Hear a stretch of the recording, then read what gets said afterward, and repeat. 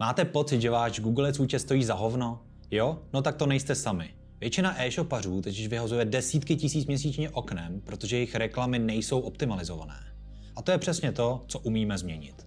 Každý dneska umí natočit hezký video, napsat libový text nebo spustit kampaň, co uvidí miliony lidí. Ale víte, co vám někdo z nich neřekne?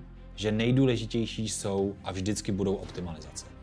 Jenže váš markeťák se jich buď to bojí, nebo je prostě línej. Takže místo strategického růstu máte kampaň s maximálním výkonem, ve které jsou naházené všechny produkty. Nevyplněné texty a nahodilé obrázky, protože Google to stejně nějak pobere. Vyhledávací kampaň na klíčová slova vaší značky, která zajišťuje prodeje, ale zbytek účtu totální chaos. Bannerovku, co běží od doby, co jste spustili e-shop.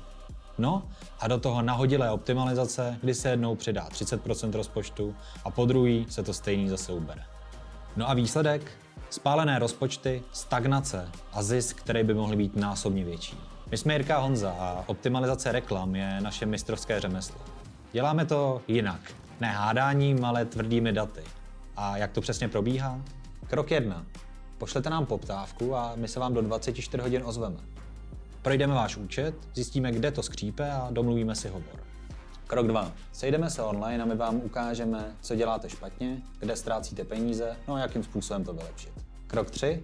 Začneme dělat změny. Reklamní účet, na který se roky nesahalo, se bude nejdřív cukat, ale to je úplně normální.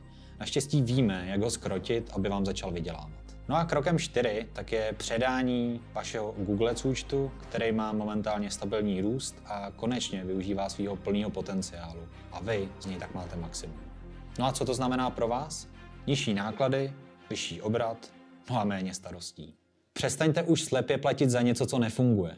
Pokud opravdu chcete změnu a posunout svůj e-shop k lepšímu, tak nám pošlete poptávku a můžeme se pobavit o možnostech.